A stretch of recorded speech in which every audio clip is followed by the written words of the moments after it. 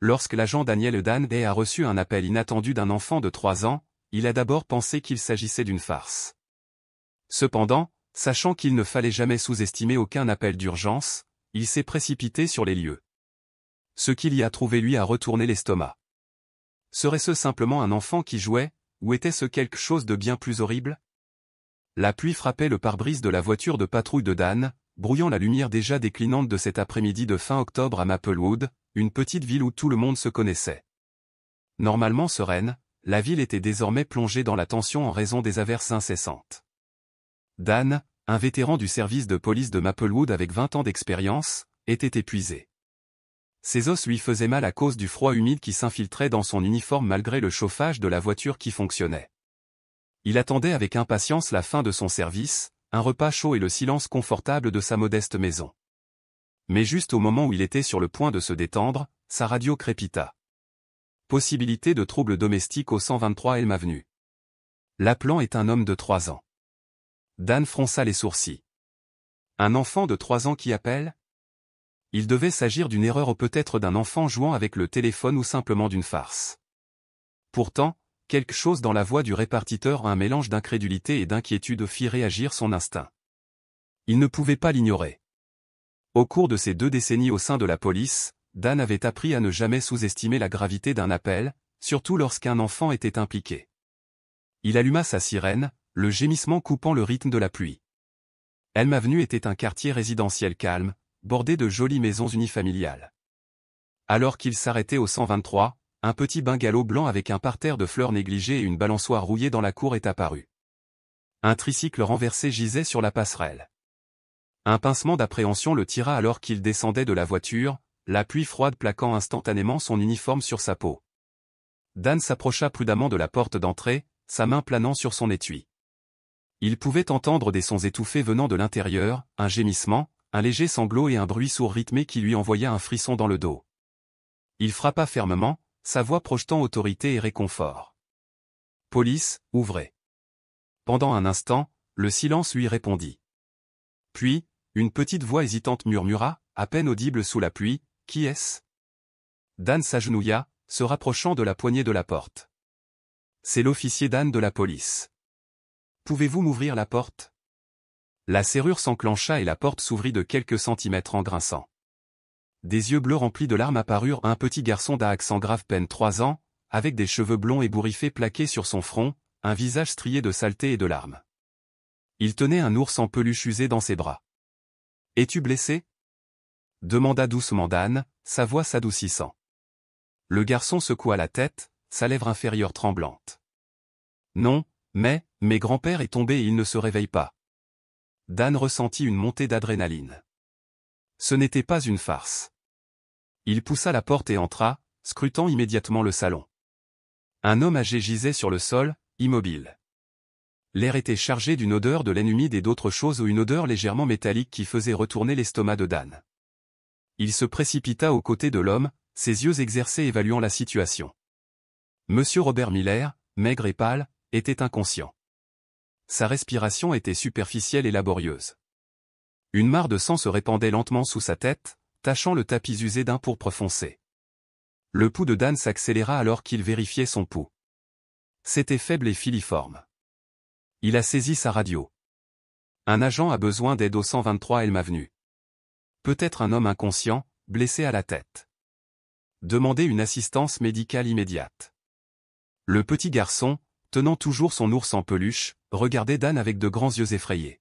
« Est-ce que grand-père va aller bien » murmura-t-il, sa voix à peine un fil. Dan se força à sourire rassurant, même si son ventre se serrait d'inquiétude. « Nous allons bien prendre soin de lui » a-t-il déclaré, essayant de projeter son calme malgré l'urgence de la situation. Alors que les ambulanciers se précipitaient, leurs mouvements rapides et répétés, Dan éloigna doucement le garçon de l'agitation, le conduisant vers un canapé usé dans un coin de la pièce. Il remarqua un téléphone fixe sur une table voisine, le combiné pendait au téléphone. « Avez-vous appelé » Dan a demandé au garçon. Le garçon hocha la tête. « Maman m'a appris comment » dit-il avec une lueur de fierté qui éclipsa momentanément la peur dans ses yeux. Si quelque chose de grave arrivait, je devrais les appeler et leur dire notre adresse et mon nom. Dan était stupéfait. Ce petit garçon, à peine en âge de nouer ses lacets, a eu la présence d'esprit d'appeler à l'aide dans une situation aussi effrayante. Il avait potentiellement sauvé la vie de son grand-père. Dan s'agenouilla devant le garçon, croisant son regard. « Tu as fait une chose très courageuse, mon fils. Tu as fait un excellent travail. » Le garçon renifla et s'essuya le nez avec la manche de son pyjama, laissant une trace de saleté. « Je voulais juste aider grand-père, murmura-t-il, la voix pleine de larmes. Dan ressentit une vague d'admiration et de protection. « Tu es un héros, Liam, dit-il doucement. » Après s'être assuré que M. Miller était pris en charge par les ambulanciers paramédicaux, Dan s'est assis à côté de Liam. Il a appris que Liam vivait avec son grand-père pendant que ses parents, M et Madame Michael Miller, étaient en voyage d'affaires prolongé à l'étranger. M. Miller avait des antécédents de problèmes cardiaques et souffrait récemment de vertiges et de faiblesse. Il semblait qu'il s'était évanoui et s'était cogné la tête contre la table basse. Alors que Dan parlait avec M. Miller plus tard à l'hôpital, le vieil homme était réveillé, bien que groggy et confus. « Liam t'a sauvé la vie », lui dit Dan. Il était très courageux. La voix de M. Miller était faible mais remplie de gratitude. « C'est un bon garçon. Intelligent aussi. Il ressemble à sa mère. » Dan a écouté attentivement M. Miller parler davantage de leur situation. Les Miller ont toujours été des entrepreneurs prospères, leur travail exigeant une attention constante et des déplacements fréquents. Il s'était senti coupable de laisser Liam avec son grand-père, mais il pensait que c'était la meilleure option pour lui. Cependant, M. Miller a admis qu'il devenait de plus en plus difficile de suivre le rythme de cet enfant énergique et de sa propre santé défaillante. Dan ne pouvait s'empêcher de penser que cet appel était plus qu'une simple affaire. Le courage de Liam, son amour pour son grand-père et la vulnérabilité dans ses yeux l'avaient profondément touché. Il éprouvait un sentiment de responsabilité envers le garçon, un besoin de veiller à son bien-être qui allait au-delà de son devoir de policier. En rentrant à la gare, Dan a lutté avec sa conscience. Son devoir était de faire respecter la loi et de protéger les citoyens, mais maintenant plus que jamais, il se sentait obligé de protéger cet enfant. Dan a-t-il outrepassé ses limites en s'immisçant dans la vie de famille de Liam? Était-il justifié de les signaler au service de protection de l'enfance, CPS? C'était une zone grise qui le mettait profondément mal à l'aise. Signaler la situation pourrait avoir de graves répercussions sur les parents de Liam, pouvant même conduire à son retrait de leur garde. La situation était complexe et pleine de bouleversements émotionnels. Dan savait qu'il devait prendre une décision, mais le poids de cette décision pesait lourdement sur lui. Demander conseil à son capitaine, une femme qu'il respectait profondément pour sa sagesse et sa compassion, semblait être la bonne solution. Le capitaine Laura Bennett écouta attentivement tandis que Dan expliquait la situation, la voix pleine d'inquiétude. « C'est une question difficile », a déclaré le capitaine Bennett en se penchant en arrière sur sa chaise, les sourcils froncés. « Vous avez raison, c'est une zone grise. Mais vous avez bon cœur et vous êtes un très bon juge de caractère. Si vous pensez que cet enfant est en danger, vous avez l'obligation d'agir. Le système n'est pas parfait, mais c'est parfois le seul moyen d'assurer la sécurité d'un enfant. » Avec le soutien de son capitaine, Dan a pris la décision difficile de contacter le CPS. Il a détaillé ses observations dans son rapport, soulignant la vulnérabilité de Liam et les dangers potentiels de sa situation. Il a souligné la santé déclinante de M. Miller et son incapacité à assurer une surveillance adéquate à un enfant énergique de 3 ans. Il a également évoqué l'incident de la cuisine, où l'empressement de Liam avait failli mettre le feu à l'endroit. Le lendemain, une assistante sociale nommée Emily Carter a rendu visite à M. Miller et Liam à l'hôpital. Dan attendait avec impatience une mise à jour, l'esprit rempli d'émotions contradictoires. Il savait qu'il avait fait la bonne chose, mais il ne pouvait pas se débarrasser de son sentiment de culpabilité. On craignait toujours qu'il n'ait perturbé irrévocablement la vie de cette famille. Plus tard dans l'après-midi, Dan a reçu un appel d'Emily. « Officier, merci d'avoir porté cela à notre attention. Nous avons évalué la situation et fournirons des services de soutien à la famille. Nous travaillerons également avec M et Madame Miller pour garantir que les besoins de Liam soient satisfaits. Nous fournissons à M. Miller une assistance en matière de soins de santé à domicile pour l'aider à gérer sa santé et fournir une supervision adéquate à Liam. Nous discuterons également des options de garde d'enfants pendant leur absence. » Dan poussa un soupir de soulagement. Il avait potentiellement évité une tragédie et contribué à garantir que Liam recevrait les soins et l'attention dont il avait besoin. Il était allé au-delà de son devoir et avait fait une différence dans la vie d'un enfant. Pendant que M. Miller se rétablissait à l'hôpital, Dan s'est retrouvé attiré vers Elm Avenue. Il passait après son quart de travail, parfois avec un sac d'épicerie ou un petit jouet pour Liam. Il a appris que Liam aimait les dinosaures et les super-héros, et que ses parents lui manquaient beaucoup.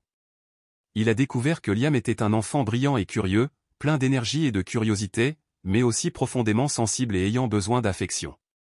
Dan, qui n'avait jamais été père lui-même, éprouvait une joie surprenante à passer du temps avec Liam.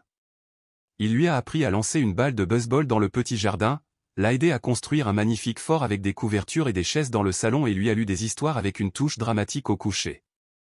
Il l'a même emmené au commissariat, le laissant s'asseoir dans sa voiture de patrouille, essayer son chapeau et rencontrer ses collègues, charmés par l'enthousiasme du petit garçon. À son tour, Liam semblait adorer Dan. Il courait le saluer à la porte, son visage s'éclairant d'un sourire qui pouvait faire fondre les cœurs les plus durs. Il bavardait sans fin de sa journée, de ses jouets et de son rêve de devenir pompier qui sauvait les chatons des arbres. Il interrogeait même Dan sur son travail, les yeux écarquillés de fascination alors que Dan racontait des histoires aseptisées de ses jours de patrouille. Dan attendait avec impatience ses visites. L'innocence et l'enthousiasme de Liam étaient une bouffée d'air frais, un contraste bienvenu avec les dures réalités de son travail. Il réalisa qu'il nouait avec ce petit garçon un lien qui allait au-delà de son devoir de policier. Un après-midi, alors qu'il rendait visite à Liam, Dan remarqua une photo encadrée sur la cheminée. Il montrait un jeune Monsieur Miller, rayonnant de fierté, tenant un nouveau-né enveloppé dans une couverture bleue. « C'est toi, Liam ?» demanda Dan en désignant la photo. Liam hocha la tête. « Grand-père disait que j'étais un tout petit bébé et que je pleurais beaucoup. » Dan étudia la photo et vit l'amour dans les yeux de Monsieur Miller, le même amour qu'il voyait maintenant dans les yeux de Liam lorsque le petit garçon regardait son grand-père. Malgré les défis auxquels ils ont été confrontés, ils formaient une famille unie par une profonde affection, un amour qui transcendait la distance et les circonstances. Alors que la santé de Monsieur Miller s'améliorait et qu'il pouvait rentrer chez lui, le moral remonté par la perspective de retrouver son environnement familier et la présence constante de son petit-fils bien-aimé, Dan a continué à lui rendre visite. Il s'est retrouvé attiré dans leur petit monde aimant. Il a aidé Monsieur Miller dans les tâches ménagères, réparer un robinet qui fuyait, tondre la pelouse envahie par la végétation et installer de nouveaux rideaux. Il a joué à des jeux avec Liam, construisant des châteaux Lego élaborés, dessinant des créatures fantastiques et s'engageant dans des batailles épiques avec des dinosaures jouets. Il a partagé les repas avec eux, savourant les délicieuses casseroles de Madame Miller et les histoires de Monsieur Miller sur sa jeunesse. Dan est devenu un élément incontournable de leur vie, une source de soutien et de stabilité, une présence constante dans un monde qui semblait souvent imprévisible et incertain. C'était lui qui emmenait Liam au parc les après-midi ensoleillés, le poussant sur les balançoires jusqu'à ce qu'il éclate de rire. C'est lui qui a pansé les genoux écorchés de Liam et a apaisé ses cauchemars. C'est lui qui a écouté patiemment les inquiétudes de Monsieur Miller concernant sa santé et ses espoirs pour l'avenir de Liam. Un soir, alors qu'il dînait avec Liam et Monsieur Miller, Dan reçut un appel du capitaine Bennett. Il y a eu un cambriolage dans une bijouterie locale à Riverton. Nous avons besoin de tout le monde sur le pont. Pouvez-vous y faire face ? Dan s'est excusé d'avoir dû partir brusquement, promettant à Liam qu'il reviendrait bientôt avec un récit détaillé de la capture audacieuse des voleurs de bijoux. Alors qu'il se dirigeait vers la scène du crime, les feux clignotants de sa voiture de patrouille se reflétant sur l'asphalte mouillé, Dan ressentit un sentiment de culpabilité. Il s'était habitué aux soirées tranquilles avec Liam et Monsieur Miller, au plaisir simple de leur compagnie, au sentiment d'être utile et apprécié. Il s'était attaché à eux, et il savait qu'ils s'étaient attachés à lui. L'affaire à la bijouterie s'est avérée plus compliquée qu'on ne le pensait initialement. Cela impliquait une série de vols à travers le comté, et Dan s'est retrouvé à travailler de longues heures à rechercher des pistes, à interroger des suspects et à analyser des preuves. Les jours se sont transformés en semaines et il avait peu de temps pour rendre visite à Liam et à Monsieur Miller.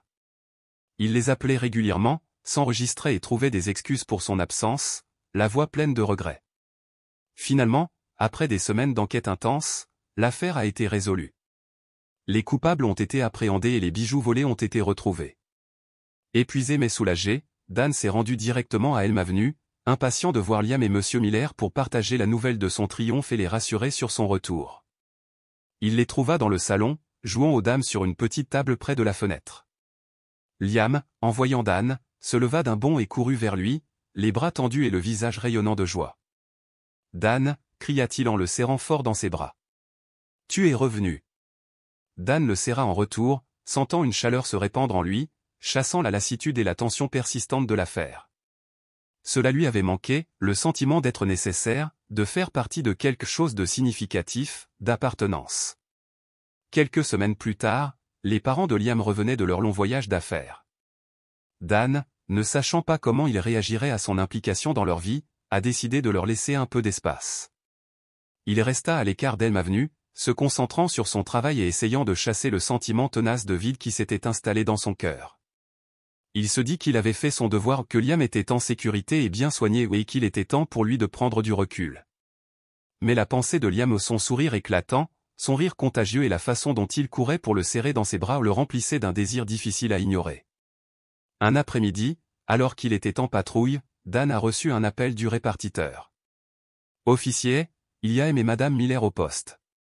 Il demande à te voir. » Le cœur de Dan manqua un battement. Il savait qui ils étaient. Un mélange d'appréhension et d'anticipation lui tournait au ventre alors qu'il se dirigeait vers la gare. Il se demandait ce qu'il voulait. Était-il contrarié par son implication? L'accuserait-il d'avoir outrepassé ses limites? À la réception, il trouva les parents de Liam qui l'attendaient. Ils formaient un couple bien habillé, leur visage était marqué d'un mélange de gratitude et de culpabilité. Madame Miller, les yeux cerclés de rouge, tenait un bouquet de fleurs. Monsieur Miller a tendu la main en premier. « Nous voulions vous remercier pour tout ce que vous avez fait pour notre fils et mon père, » a déclaré Monsieur Miller. La voix de Madame Miller tremblait d'émotion lorsqu'elle ajouta « Nous étions si soulagés de savoir que Liam avait quelqu'un comme vous pour s'occuper de lui pendant notre absence. Nous étions tellement inquiets pour lui, pour mon père. Nous ne pouvons pas vous remercier assez. » Dan fut surpris. Il s'était attendu à du ressentiment, peut-être même à de la colère. Au lieu de cela, il a été accueilli avec gratitude et appréciation. « C'était avec plaisir, » marmonna-t-il, sentant le rouge lui monter aux joues. Il n'avait pas l'habitude d'être remercié pour avoir fait son travail, encore moins pour quelque chose qui lui semblait si personnel et lui tenait à cœur. « Liam parle de toi tout le temps, » a poursuivi Madame Miller, un sourire perçant ses larmes. « Il t'appelle son héros. Il dit que tu es l'homme le plus courageux, le plus fort et le plus gentil qu'il connaisse. » Le cœur de Dan se gonfla d'émotion. Il ne s'était jamais considéré comme un héros, mais entendre ces paroles de la mère de Liam le remplissait d'un sentiment de fierté et de détermination. Il avait fait une différence dans la vie de cet enfant, et cette prise de conscience était plus gratifiante que n'importe quelle médaille ou distinction. Les parents d'Ethan ont expliqué que leur fréquent voyage d'affaires était une nécessité, un sacrifice qu'ils ont fait pour offrir une vie meilleure à leur fils. Ils étaient tous deux des entrepreneurs prospères et leur travail exigeait une attention constante et des déplacements fréquents. Ils s'étaient toujours sentis coupables de laisser Liam avec son grand-père mais pensaient que c'était la meilleure option pour lui. Cependant, ils reconnurent, avec un sentiment de culpabilité, qu'ils avaient négligé les besoins émotionnels de Liam. Aveuglés par leur ambition et leur désir d'offrir un confort matériel, ils ont réalisé avec regret qu'ils avaient raté des moments précieux de l'enfance de leur fils, des moments qui ne pourraient jamais être récupérés. Nous étions tellement concentrés sur la construction d'un avenir pour Liam, a avoué Monsieur Miller, la voix remplie de regrets, que nous avons oublié d'être présents dans son cadeau. Madame Miller hocha la tête, les yeux remplis de larmes. Nous avons vu les rapports de l'assistante sociale et avons longuement et sérieusement réfléchi à nous-mêmes.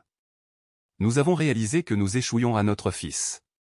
Nous étions tellement pris dans notre propre monde que nous ne voyions pas à quel point il se sentait seul, à quel point il avait besoin de nous. Ils avaient décidé de faire quelques changements dans leur vie, en donnant la priorité à leur famille plutôt qu'à leur carrière. Ils se sont engagés à être plus présents dans la vie de Liam, à réduire les déplacements et à améliorer leur rôle parental. Ils envisageaient également de l'inscrire dans une garderie, où il pourrait interagir avec d'autres enfants et recevoir l'attention dont il avait besoin. Nous voulons être les parents que Liam mérite, a déclaré Madame Miller, d'une voix ferme et déterminée. Nous voulons être là pour lui, partager ses joies et ses peines, le voir grandir et apprendre. Nous voulons être une famille. Dan les écoutait attentivement, impressionné par leur sincérité et leur volonté de changement. Il a offert son soutien, leur assurant qu'il continuerait d'être là pour Liam et Monsieur Miller, non pas en tant que policier ou travailleur social, mais en tant qu'ami. En quittant la gare, Dan a ressenti un sentiment de clôture. Il avait joué un petit rôle en aidant cette famille à retrouver le chemin de l'autre. Il avait potentiellement évité une tragédie et contribué à garantir que Liam recevrait l'amour et les soins dont il avait besoin. Il était allé au-delà de l'appel de son devoir et avait fait une différence dans la vie d'un enfant. Alors que M. Miller se rétablissait chez lui, Dan s'est retrouvé attiré vers Elm Avenue. Il a continué à lui rendre visite souvent, apportant des produits d'épicerie ou des petits cadeaux à Liam. Il a appris que Liam aimait les dinosaures et les super-héros et que ses parents lui manquaient beaucoup. Dan a découvert que Liam était un enfant brillant et curieux, plein d'énergie et de curiosité, mais aussi profondément sensible et ayant besoin d'affection. Grâce à sa relation avec Liam, Dan a découvert un nouveau sens du but et de l'épanouissement. Inspiré par son implication auprès de Liam et de M. Miller, il a commencé à s'engager dans du bénévolat communautaire et à encadrer des jeunes à risque. Il a découvert qu'il aimait travailler avec les jeunes, partager ses expériences de vie, leur offrir des conseils et les aider à surmonter les défis de l'adolescence. Dan a également continué à rendre visite à Liam et à sa famille, devenant ainsi un ami précieux et un oncle honoraire. Il a vu Liam grandir, s'émerveillant de sa curiosité, de son énergie débordante et de sa personnalité en développement. Ils partageaient leur joie et leur peine, célébraient les anniversaires, offraient du réconfort pendant les maladies et aimaient simplement être présents dans leur vie. L'expérience de Dan avec Liam l'avait transformé. Il n'était plus seulement un policier, il était un mentor, un ami, une figure paternelle. Il avait appris la valeur de la compassion, l'importance de la connexion et le pouvoir de l'amour. Il s'est rendu compte que la vraie force ne résidait pas seulement dans les prouesses physiques ou l'autorité, mais aussi dans l'empathie, la gentillesse et la volonté d'aider les autres. Un soir, alors qu'il était assis sur le porche avec M. Miller, regardant Liam chasser les lucioles dans le jardin, leur rire résonnant dans le crépuscule, Dan sentit un sentiment de contentement l'envahir. Il avait trouvé un endroit, un but, une famille. Vous savez, dit doucement Dan en regardant M. Miller, je n'aurais jamais pensé trouver un endroit comme celui-ci, une famille comme celle-ci. M. Miller sourit, son regard suivant les mouvements ludiques de Liam. Parfois, la vie vous surprend. Elle vous apporte des cadeaux inattendus, des relations inattendues, un amour inattendu. Dan hocha la tête, le cœur rempli de gratitude. Il avait reçu un cadeau inattendu, un cadeau qui avait changé sa vie d'une manière qu'il n'aurait jamais pu imaginer. Il avait trouvé une famille, un foyer, un but.